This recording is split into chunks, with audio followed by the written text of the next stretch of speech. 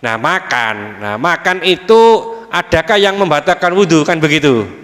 Begini, ada hadis yang menjelaskan bahwa makan daging unta itu membatalkan wudhu, ya. Makan daging kambing itu tidak, itu ada hadis di sini. Cuma mayoritas ulama makan itu tidak membatalkan wudhu. Sekali lagi, makan itu tidak membatalkan wudhu. Makan itu membatalkan apa? Membatalkan sholat. Itu kalau kita contoh umpamanya makan gedang goreng ini, setelah makan selilitan gitu ya. Nah nanti pas sholat selilitan itu nanti keluar terus ditelan.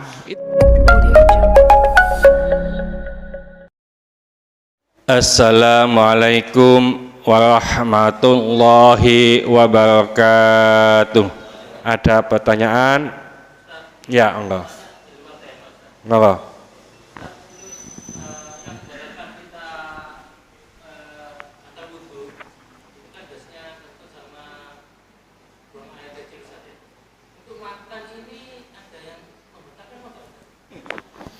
Jadi ini ada pertanyaan untuk membatalkan wudhu, kentut biasanya gitu ya.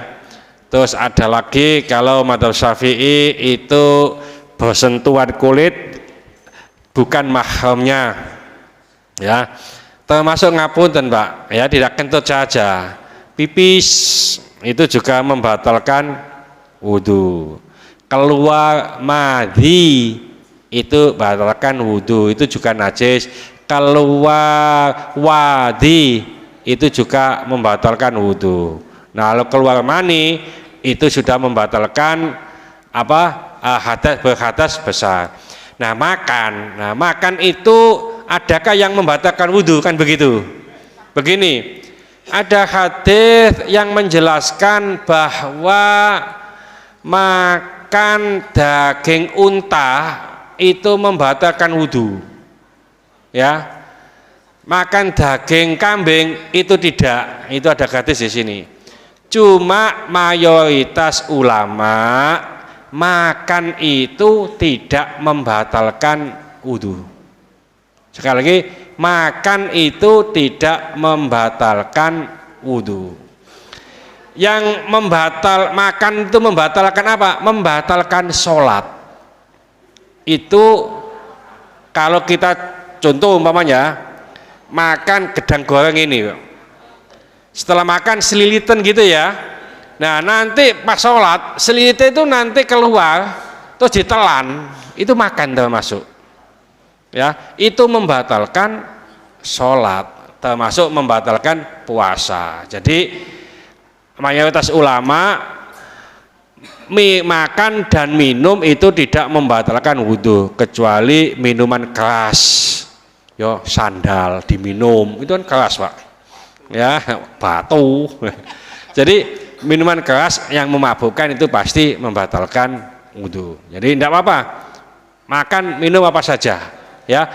Nah nanti kalau setelah minum kopi umpamanya terus gak kumul-kumul, dikumul-kumul Pak sendiri Pak, digini-gini sampai rasa manisnya itu hilang, ya. Sing sulit ini kalau giginya banyak berlubang, ya, apa mana yang nyepit-nyepit itu manisnya masih terasa. Kalau ndak usah berkumur, tidak masalah. Artinya, atau umpamanya selilitan begini terus kok keluar, ini kalau ditelan jelas batal.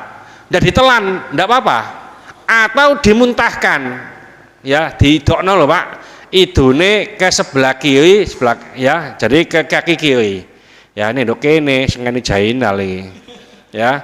Jadi atau kalau kecil kan didu kan tidak apa-apa, ya, sedikit saja, ya. Jadi semua makan dan minum mayoritas ulama tidak membatalkan wudhu.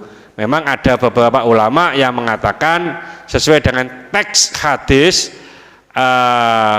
makan daging unta itu membatalkan wudhu, Ya, makan bawang tidak, padahal bawang putih dan seterusnya itu ya, Rasulullah mengatakan kalau setelah makan bawang jangan ke masjid. Ya, memang baunya nggak enak. Bukan hanya bawang, gak sikatan 3 tahun itu juga nggak boleh ke masjid sebenarnya. Artinya bau. Ya, karena ada bau mulut, ini yang dilarang. Karena apa? Kita nanti berkumpul sesama orang, Pak. Ya, ini jadi dimohon baunya hilang. Makanya laki-laki itu upayakan membawa minyak, Pak ya. Jadi ada minyak semacam ini, ya beli yang kecil aja, Pak. Ya, dibawa kemana-mana nanti untuk minyakan, terutama ke masjid. Ibu-ibu nggak usah, nggak boleh pakai minyak yang wangi kecuali nanti kalau udah di rumah. Jadi supaya tidak menimbulkan bau, kita pakai minyak. Monggo Abah Ali.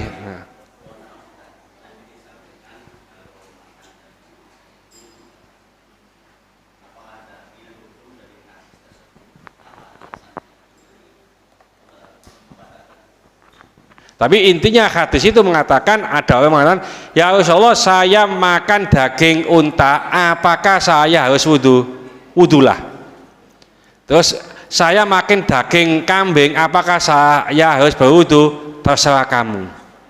Itu inti dari hadis tadi, dipahami oleh para ulama sebagian itu wajib wudhu, tapi dipahami oleh para ulama yang lain itu tidak wajib wudhu, tapi anjuran, gitu loh. Jadi anjuran apa? Kalau kita makan daging unta dianjurkan untuk berwudu, tapi tidak batal. Itu ada ulama yang memaknai semacam itu. Mudah-mudahan sedikit ini dibarengi hidayah dari Allah Subhanahu wa taala. Mudah-mudahan segala hajat kita dikabulkan Allah, segala kesulitan kita dibantu oleh Allah. Mudah-mudahan anak-anak kita menjadi anak soleh soleha, taat kepada Allah, patuh dan nurut kepada kedua orang tua. Ya melukasi keturunan, mudah-mudahan Allah memberikan keturunan yang soleh soleha. Ya melukasi jodoh, mudah-mudahan Allah memberikan jodoh yang soleh soleha.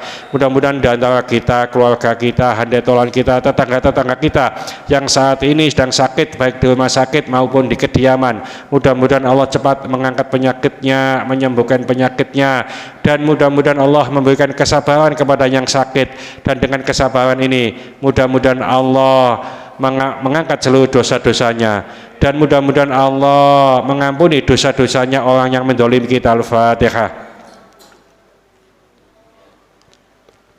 Bismillahirrahmanirrahim. Wal 'asri innal insana lafi khusrin illa alladziina aamanu wa 'amilus sholihati wa tawassaw bil haqqi wa tawassaw bis sabr. Subhanaka wa bihamdika asyhadu an la ilaha illa anta astaghfiruka wa atubu ilaik. Assalamualaikum warahmatullahi wabarakatuh.